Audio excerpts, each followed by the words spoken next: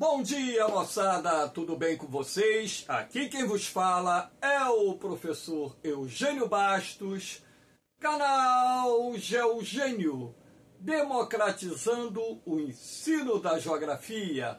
Moçada, vamos fortalecer o canal, se inscrevam no canal, dê aquele like, compartilhe o vídeo e ajude o professor Eugênio Bastos a democratizar o ensino da geografia. Moçada, no nosso encontro de hoje, eu irei falar sobre as mudanças climáticas em curso no nosso país, ou seja, no Brasil. Vou abordar os fatores responsáveis por essas mudanças climáticas, as consequências previstas, enfim. Espero que vocês gostem desse encontro. Havendo qualquer dúvida, deixe a sua pergunta na parte dos comentários, que eu terei o máximo prazer de respondê-la. Então, para iniciarmos o nosso encontro, nada melhor do que essa imagem, mostrando o sol, um termômetro com a medição da temperatura, que vai simbolizar o conteúdo da aula que eu estarei dando nesse exato momento, referente às mudanças climáticas em curso no Brasil. Sabemos, é claro, que as mudanças climáticas estão ocorrendo no mundo afora. Já existem várias aulas gravadas no canal Geogênio sobre o aquecimento global, sobre os relatórios do IPCC, sobre os relatórios de renomados institutos de pesquisas, mas eu precisava gravar uma aula especificamente mais detalhada a respeito das mudanças climáticas em curso no Brasil e, dessa forma, analisando dentro do contexto local o que está acontecendo no Brasil nesse exato momento. E temos também que levar em consideração que as mudanças climáticas, elas não ocorrem da noite para o dia.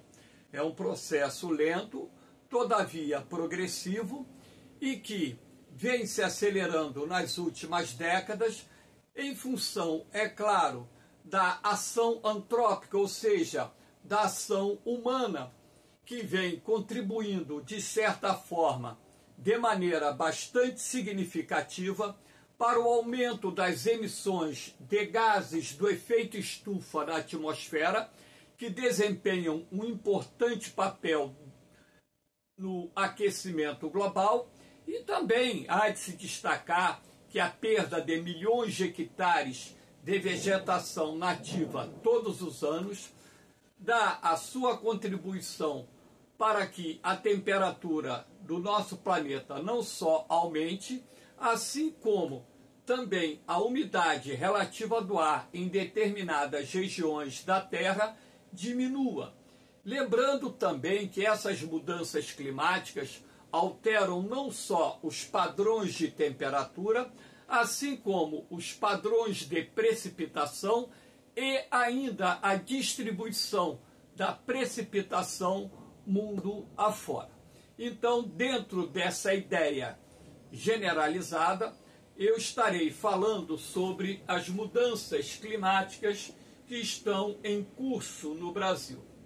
E nada melhor também que mostrar esse mapa que representa uma das ondas de calor que atingiram o Brasil no último ano, na verdade, no ano de 2023 e no primeiro semestre de 2024. Essa onda de calor foi uma das mais severas até então registradas no Brasil, e ondas de calor como essa ocorreram outras vezes no ano de 2023 e outras vezes no ano de 2024.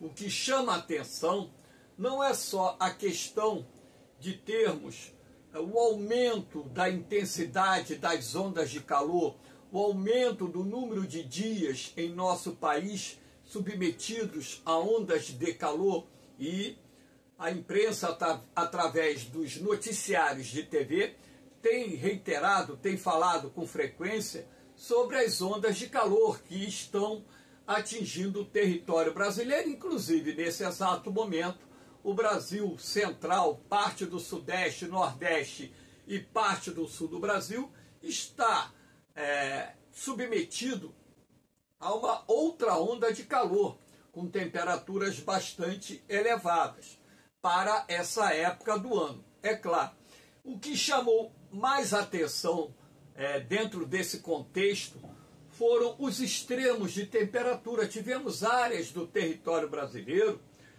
no último ano e também agora em 2024, com registros de temperaturas de 47, 48 graus. E, na verdade, 47, 48 graus Celsius. Na verdade, até então eu nunca tinha visto um padrão de temperatura tão alta como foi registrado em nosso país em 2023 e também no início de 2024, ou seja, ondas de calor que, além da duração, ou seja, do número de dias que regiões foram submetidas a extremos climáticos positivos, o que mais me chamou a atenção não foram nem a quantidade de dias em que parte do território brasileiro, ou seja, a grande parte do território brasileiro, foi submetido a ondas de calor. O que me chamou mais a atenção foi justamente a temperatura, porque até então, eu como professor de geografia que milito no magistério há 43 anos, até então eu não tinha visto em nenhum momento, nem através da minha vivência nesse período que eu estou aqui no planeta, e muito menos, através de livros ou revistas ou pesquisas científicas, temperaturas extremas que têm ultrapassado a casa dos 43 graus no Brasil. E, como eu disse anteriormente, nós tivemos registro de temperaturas de 47, 48 graus, e eu estou falando 47, 48 graus à sombra. Eu não sei se vocês sabem como é feito o cálculo de temperatura. O termômetro ele fica numa casinhola de madeira, suspensa a cerca de 1 metro de um terreno gramado. E essa casinhola de madeira ela é ventilada por todos os lados, ou seja, qual que seja a direção dos ventos, o ar estará entrando nessa casinhola de madeira. Então a temperatura do ar é medida 1 metro acima da superfície, onde o termômetro fica dentro de uma casinhola de madeira, e essa casinhola de madeira totalmente ventilada fica sobre um piso ou um chão gramado, um terreno gramado, de forma que essa temperatura não vai ser aquela temperatura que, por exemplo, você vai observar nas grandes ilhas de calor que existem no Brasil, como, por exemplo, nas regiões metropolitanas de São Paulo e Rio de Janeiro. Então, na verdade, o que nós estamos percebendo é um padrão de mudanças climáticas que estão em andamento, não só no Brasil, assim como em outras partes do mundo, até mesmo porque, quando você faz uma pesquisa sobre clima, você utiliza a temperatura média dos últimos 15 anos, o índice pluviométrico médio dos últimos 15 anos, para que você, de forma comparativa, possa estabelecer o desenvolvimento de um padrão de mudanças climáticas que permita os cientistas e as pessoas que estão ligadas a pesquisas no campo da climatologia e também no campo da meteorologia poder desenvolver trabalhos, estudos, realizar relatórios que possam corroborar para que possamos ter uma maior compreensão sobre as mudanças climáticas em curso no nosso planeta. Então, aqui nós temos, para que vocês tenham ideia, dentro daquilo que o IPCC mostrou recentemente, em 2020, as projeções feitas para o território brasileiro a nível de mudanças climáticas. Nessa cor amarela mais clara, que pega parte da região norte e pega a região nordeste e também o Espírito Santo aqui na região sudeste, nós teremos, de acordo com os estudos realizados pelo IPCC, uma região mais quente e seca, com mais extremos hídricos em algumas regiões. Ou seja, na verdade, o que nós vamos observar aqui é que teremos predominantemente um clima mais quente e mais seco, e isso já está sendo comprovado através das medições de temperatura e também da precipitação nessa área amarela que aqui está representada. E, consequentemente, o problema é maior para o interior do Nordeste, que é uma região já submetida ao clima tropical semiárido, e dessa forma a elevação da temperatura e a redução da precipitação induzirá o semiárido do Brasil para um processo de desertificação que poderá se transformar irreversível se nós não fizermos nada para conter as mudanças climáticas em curso, não só no Brasil, assim como no planeta como um todo. Não adianta também nós fazermos a lição de casa e outros países deixarem de dar a sua contribuição para tentarmos conter o aquecimento global e manter as condições climáticas do nosso planeta adequadas à sobrevivência da raça humana, pelo menos em parte do planeta, porque, de acordo com estudos realizados pela própria NASA, nós teríamos até 2070, por exemplo, uma parte do território brasileiro, uma parte da África, uma parte do Oriente Médio, uma parte do sul-sudeste da Ásia, com condições inabitáveis para a vida humana. Aqui, em boa parte da região centro-oeste, e pegando aqui também o estado de Rondônia, clima mais quente e mais seco. Quais seriam as consequências de termos aqui um clima mais quente e mais seco? Nós temos que levar em consideração que hoje a região centro-oeste é o celeiro agrícola do país. É a principal região produtora de grãos e é a região do território brasileiro com maior rebanho bovino. Então, aqui no Brasil Central, nós temos o principal polo de desenvolvimento do agronegócio brasileiro. E essas mudanças climáticas em curso, que estão deixando o clima da região mais quente e mais seco, consequentemente, trará impactos negativos ao agronegócio, proporcionando prejuízos de bilhões de dólares todos os anos às economias desses estados e à própria economia brasileira como um todo. Então, de acordo com as previsões feitas por cientistas, o Brasil em 2050 já poderá estar perdendo algo em torno de 15 bilhões de dólares por ano, com perdas na produtividade da safra agrícola e também em áreas destinadas à criação de gado. E aqui nessa parte mais escura, que é um roxo escuro, nós teremos climas mais quentes, com mais extremos hídricos, ou seja, esses extremos hídricos, chuvas acima da média, ou mais precipitação em algumas regiões. Ou seja, extremo hídrico, vamos dizer, o estresse hídrico, secas mais pronunciadas e acompanhadas de um aumento da precipitação, como vem acontecendo no sul do Brasil, onde nas últimas décadas o índice pluviométrico na região aumentou 30%. Então, se em determinadas partes do território brasileiro o clima está ficando mais quente e mais seco, nós temos em algumas outras áreas, claro que áreas bem menores, o clima ficando mais úmido, mais chuvoso. Então nós tivemos, por exemplo, esse ano no sul do Brasil, final de abril, início de maio, chuvas torrenciais que causaram inundações, perdas materiais, perdas de vidas humanas.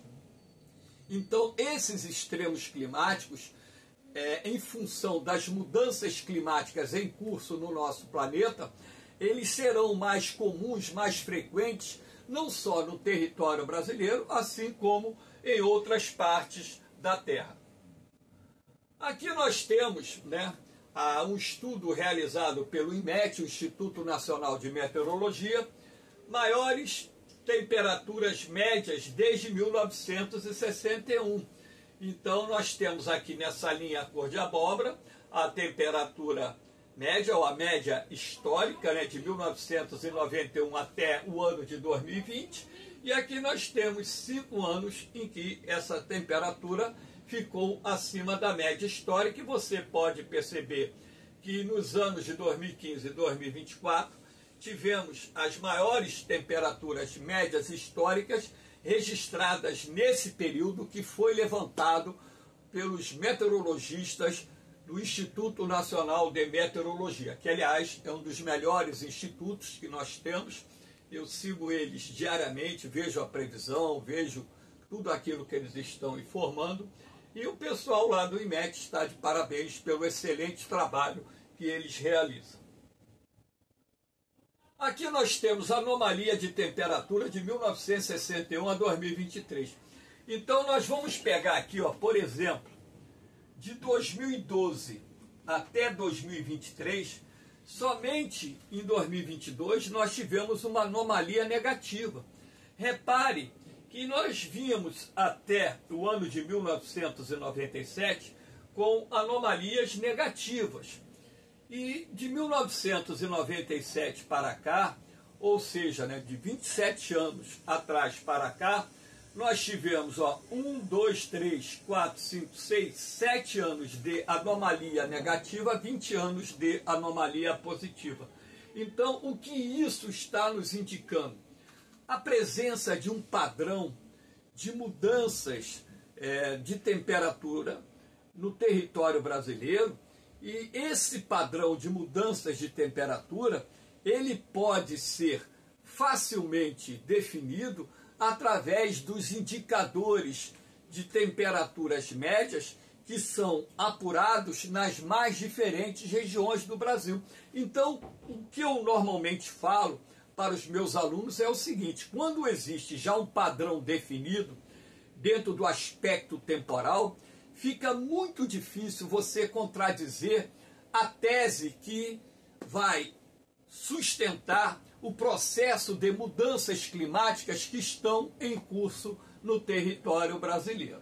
E assim como também em outras partes do mundo, mas só que essa aula é específica sobre o território brasileiro. Aqui nós temos a anomalia de temperatura médias em 2023, em comparação ao período de 1991 a 2020. Então, através desse mapa do território brasileiro, então aqui você tem uma escalinha onde você pode perceber do cinza até o vermelho, né, as anomalias positivas, e do cinza ao azul escuro, as anomalias negativas. Então, repare que na maior parte do território brasileiro, nós tivemos anomalias positivas, ou seja, o aumento da temperatura média. E isso você observa com muita nitidez aqui no sul do Brasil, em parte da região sudeste, em parte da região centro-oeste, em parte da região norte, no interior do nordeste. Então você vai perceber que na maior parte do território brasileiro, esse período levantado de 1991 a 2020, portanto, pegando um espectro temporal de 30 anos, em quase todo o território brasileiro, tivemos registro de anomalias positivas, o que configura um padrão de mudanças climáticas que a gente sustenta dentro da tese do aquecimento global, que é algo que, além dos fatores de ordem naturais que contribuem para as mudanças climáticas sazonais do planeta, nós temos que levar em consideração também a grande contribuição exercida pelo ser humano, que através da queima de combustíveis fósseis e através do desmatamento, que na minha opinião são os dois fatores de maior relevância dentro da interferência humana no meio natural, que tem contribuído para o aquecimento global, ou seja, para a elevação da temperatura média em nosso planeta e, consequentemente, aqui no território brasileiro. Aqui nós temos a anomalia de temperatura, mais um mapas mostrando aqui, de 1991 a 2000, 2001, 2010, 2011, 2020. Então aqui fica muito claro, fica bem visível você perceber que a tonalidade vermelha é onde você teve a anomalia positiva mais acentuada. Então você observa que dentro desse espectro temporal que se estende por 30 anos de estudo, que o Brasil está ficando mais quente, ou seja, o clima do território brasileiro está ficando mais quente. E a gente tem que entender que esse processo está relacionado direta e indiretamente também com a ação humana na natureza, porque o aumento da concentração de gases estufa, principalmente o dióxido de carbono na atmosfera, e a perda de cobertura vegetal, são dois fatores de grande relevância que têm contribuído para a elevação da temperatura média do nosso planeta e, consequentemente, alteração também nos padrões, não só de distribuição, assim como no quantitativo de chuvas que ocorrem nas mais diferentes regiões do território brasileiro. Aqui nós temos, por exemplo, o índice pluviométrico aumentou 30% na região sul. Então, repare aqui, por esse mapinha do território brasileiro, que esse índice aumentou até mais no estado do Rio Grande do Sul. E nós estamos falando de um estudo de 30 anos que ocorreu antes das enchentes, das chuvas torrenciais que atingiram o Rio Grande do Sul no final de abril, início de maio de 2024. Lembrando que no intervalo de tempo entre novembro de 2023 até o início de maio de 2024, o sul do Brasil foi submetido a 3 enchentes muito fortes, sendo que a última foi aquela que atingiu maiores proporções lá no Rio Grande do Sul. Então se pergunta, mas por que o sul do Brasil está registrando um aumento no quantitativo de chuvas? Ora, há de se destacar que, em função da elevação gradual da temperatura média no território brasileiro, nós estamos verificando uma frequência cada vez maior de bloqueio atmosférico aqui na região central do território brasileiro. Então, esse bloqueio atmosférico impede o avanço das frentes frias procedentes do sul do continente. E o corredor de umidade formado pelos rios voadores ou rios aéreos procedentes da Amazônia contribuem para a formação de sistemas de tempestade, porque esse ar quente e úmido procedente da Amazônia, quando se encontra com ar frio e úmido procedente do sul do continente, cria as condições atmosféricas ideais para a formação de sistemas de tempestades que estão se tornando cada vez mais comuns no sul do Brasil. Claro que tem épocas, por exemplo, de laninha, que o sul do Brasil registra chuvas bem abaixo da média, mas aí nós temos um aspecto sazonal, ou seja, que não é algo que acontece todos os anos, apenas em épocas de laninha que o sul do Brasil registra secas severas. E na maior parte dos anos a região não está submetida aos efeitos da laninha e em condições de circulação atmosférica fora dos padrões da laninha, nós temos o aumento das chuvas nos estados do sul do Brasil, o que de certa forma gera uma preocupação para as autoridades, porque essas chuvas muitas vezes estão caindo em volumes extremamente elevados, com potencial de provocar inundações, destruição de lavouras, enfim, enormes prejuízos à economia local. Aqui nós temos uma outra imagem, está pulando aqui, que a área semiárida do Brasil cresceu em média 7.500 quilômetros quadrados no período de 2017 a 2021. Então vai aí, ó, 17, 18, 19, 20, 21.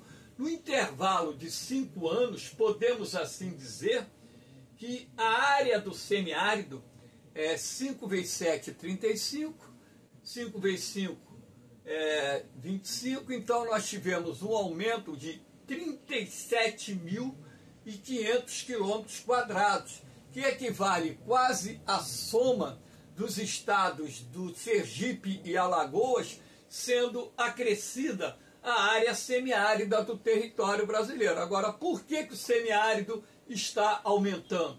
Repare, compare os dois mapas de 2017 e o mapa de 2021, a fonte é a SUDENE, Superintendência de Desenvolvimento do Nordeste. Ora, isso se deve não só à destruição da Caatinga, à destruição da Mata Atlântica no litoral, à destruição da floresta amazônica, à destruição do cerrado, que tem contribuído para que o clima em diferentes regiões do território brasileiro fique mais seco. Então, ora, normalmente quando nós falávamos sobre o clima tropical semiárido, nas aulas de geografia do Brasil, dizíamos que o único estado do Nordeste que não possuía áreas submetidas à semiaridez era o estado do Maranhão. Repare aqui o mapa de 2021, que você vai perceber que o Nordeste do Maranhão, na verdade aqui, tem já uma faixa semiárida, ou seja, o semiárido está se expandindo em direção ao Maranhão, o semiárido está se expandindo em direção a Tocantins, em direção a Goiás, aumentou a sua área de abrangência no Nordeste brasileiro, enfim, então, na verdade, a cada ano que se passa, o semiárido vem crescendo e dentro dessa região dominada pelo clima semiárido, temos a formação dos núcleos de desertificação em diferentes pontos da região Nordeste, do interior do Nordeste, do sertão nordestino. E esse processo de desertificação, ele está se consolidando, inclusive hoje nós temos parte da comunidade científica brasileira e internacional já dizendo, afirmando categoricamente que o Brasil já possui desertos configurados, ou seja, caracterizados. Aqui nós temos, né, de 2001 a 2021, o Brasil perdeu 12% da sua cobertura vegetal ou florestal, melhor dizendo. Ora, o que equivale a mais de 62 milhões de hectares. Se nós levarmos em consideração que um hectare de terra tem a dimensão de um campo de futebol do tamanho do Maracanã, é como se no intervalo de 2 décadas nós tivéssemos destruído mais de 62 milhões de campos de futebol, de florestas. Então, na verdade, esse processo hoje é mais intenso aqui nas bordas sul e oriental da Amazônia, onde se encontra o arco do desmatamento, o arco do desflorestamento, o arco do fogo, que hoje também é chamado de arco do povoamento consolidado. Então, na verdade, ora, na medida em que o desmatamento ele vai avançando, há uma tendência natural da temperatura média subir e da umidade relativa do ar diminuir. E sendo assim, nós temos alterações nos padrões de temperatura e precipitação, assim como também alterações na distribuição de chuvas. E isso está sendo monitorado, está sendo levantado, está sendo pesquisado por cientistas há várias e várias décadas. Na década de 1990, por exemplo, cientistas brasileiros permaneceram mais de um ano lá na Amazônia estudando o impacto do desmatamento no clima. E eles constataram, através do relatório publicado, que nas áreas desmatadas a temperatura subiu em até 7 graus e a umidade relativa do ar caiu em até 30%. Agora imagine se esse desmatamento continue por tempo indeterminado e quais seriam as consequências desse desmatamento para os climas nas diferentes regiões do Brasil, da América do Sul e do próprio mundo. Então nós temos que ter a compreensão de que o desmatamento ele altera os padrões de temperatura e precipitação e não tem nem como contestar isso, porque é só pesquisar, fazer um estudo científico e lá colocar lá o higrômetro para medir a umidade do ar e colocar lá também o termômetro para medir a temperatura e faz essa medição de umidade e temperatura durante 1 ano, 2 anos, 3 anos e faz a comparação entre a área florestada e a área desmatada, que você vai concluir que de fato essas mudanças elas ocorrem e na medida em que o desmatamento avança, acelera esse processo de mudanças climáticas que estão direta e indiretamente relacionados também ao aquecimento global. Aqui nós temos, a Amazônia registra a pior seca da história em 2023. Eu tenho 65 anos de idade e poucas foram as vezes que eu vi a Amazônia registrar secas. Agora as secas na Amazônia estão se tornando cada vez mais frequentes. Ah, mas o ano de 2023 e início de 2024, nós fomos submetidos a um super El Niño. E vocês acham que esse foi o primeiro super El Niño registrado nas últimas décadas? Não. Nos últimos 20 anos tivemos 3 super El Niños. E nenhum deles tivemos uma seca tão severa como a de 2023. Então podemos estabelecer sim que o El Niño contribuiu para essa seca, mas que o desmatamento também deu uma grande contribuição para que essa seca atingisse regiões da Amazônia que habitualmente nunca viram, pelo menos nos tempos modernos, seca, como ocorre aqui, ocorreu, por exemplo, no noroeste da Amazônia, que inclusive é onde nós temos o centro de origem da massa equatorial continental, e esse ponto do território brasileiro é o ponto onde nós temos o maior registro de chuvas, não digo o maior índice pluviométrico.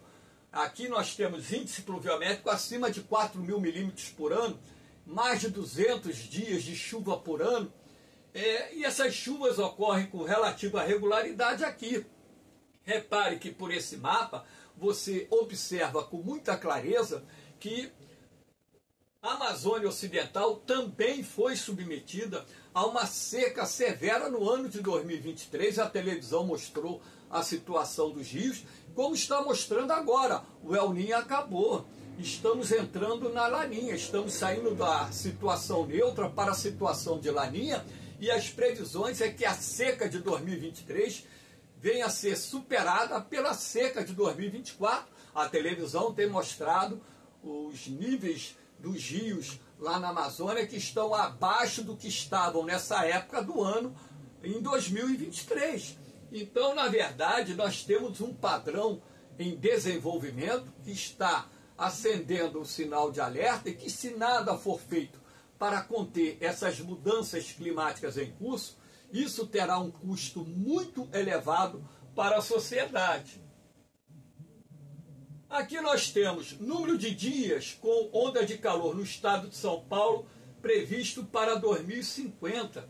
Então, na verdade, olha, estão sendo previstos para 2050, através desses mapas aqui do estado de São Paulo, 152 dias com temperatura acima da média, ondas de calor, ou seja, quase a metade do ano, o estado de São Paulo estará submetido, claro, se esses estudos científicos estiverem corretos, o estado de São Paulo estará sendo submetido a temperaturas bem acima da média, configurando as ondas de calor. Então, na verdade, o que está sendo previsto para o estado de São Paulo está sendo previsto para a maior parte do território brasileiro. Esse material, esse estudo foi publicado agora, há poucos dias atrás, pela imprensa. Então, dali que eu coletei os mapas para mostrar a vocês. Aqui nós temos pulei e acabei pulando esse mapinha aqui. A temperatura média do estado de São Paulo poderá aumentar em até 6 graus em 2050, enquanto que o mundo fala em que essa temperatura, mediante o aquecimento global, poderá ficar entre 1,5 grau a 2,5 graus acima da temperatura média da era pré-industrial. Já no caso do estado de São Paulo, as previsões indicam que essa temperatura poderá ficar 6 graus acima da média em 2050. Nós estamos em 2024, ou seja, estamos falando de uma época que está bem próxima, temporalmente falando, daqui a 26 anos.